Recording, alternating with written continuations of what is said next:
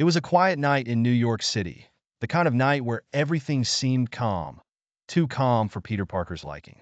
Swinging between the skyscrapers as Spider-Man, he felt something strange in the air, a chill creeping down his spine. His spidey sense was tingling. Suddenly, he heard it. A loud, guttural screech echoed through the streets, followed by terrified screams from below. Peter swung toward the sound, the wind whipping through his mask as he picked up speed. He landed on a rooftop overlooking the scene, and what he saw made his stomach churn. There, crawling out of a massive hole in the ground, were giant spiders, monstrous, eight-legged beasts, each the size of a car. Their gleaming black exoskeletons reflected the city lights as they skittered through the streets, their fangs dripping venom. Spider-Man, well, that's new.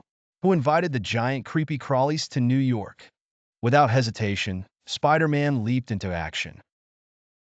Webbing toward the closest spider. His web shot out, sticking to its body, but as he tried to swing it out of the way, the spider yanked back with a surprising amount of strength. Spider-Man was thrown into the side of a building, cracking the bricks upon impact. Spider-Man. Okay, note to self, these things are stronger than they look. The spiders spread out, causing chaos in the city. Cars overturned, civilians ran for cover, and Spider-Man knew he had to stop them fast. He swung into the fray, dodging the sharp, stabbing legs of the spiders, firing webs as fast as he could. But these weren't ordinary enemies. Each spider seemed to have a unique, twisted ability. Spider-Man flipped and dodged as one spider spat thick webs of its own, trapping everything in its path. Another spider reared up, slamming its legs down to cause shockwaves that cracked the pavement. They were relentless, and there were more of them than Spider-Man had ever expected. But Peter was no stranger to overwhelming odds. He fired a web line at a lamppost, swinging around to gain momentum before launching himself feet first into the nearest spider. The impact sent it sprawling into a parked truck, its massive legs curling under it in pain. Peter didn't let up. He flipped onto the next spider, wrapping its legs in webbing to immobilize it before delivering a powerful punch to its abdomen.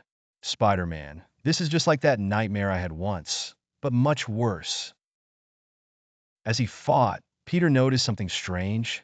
These spiders weren't acting randomly. They were moving with coordination, as if they were being controlled. That's when he saw it, a massive spider, far larger than the others, emerging from the pit. Its red eyes gleamed with intelligence, and its movements were calculated, like a general commanding an army. The gigantic spider, clearly the alpha, let out a series of hissing clicks, and the other spiders seemed to respond, turning their attention toward Spider-Man. Now, he wasn't just fighting one or two giant spiders. He was surrounded. Spider-Man, oh great, now they've got a leader. Guess I'm officially in nightmare territory.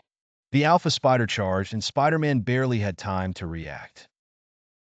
He somersaulted backward, narrowly avoiding its enormous fangs as they crashed into the pavement, shattering the concrete. Spider-Man shot webs at its face, hoping to blind it, but the creature simply ripped through the webbing with ease. Thinking fast, Peter scaled a nearby building, trying to gain some distance. But the alpha spider was faster than he expected, climbing the side of the building with terrifying speed. It lunged at him again, and this time, Peter couldn't dodge. Its massive legs pinned him against the wall, and its fangs glistened as they came closer to his face. Spider-Man, not today, buddy. With all his strength, Spider-Man pressed his feet against the spider's body and kicked off, launching himself into the air.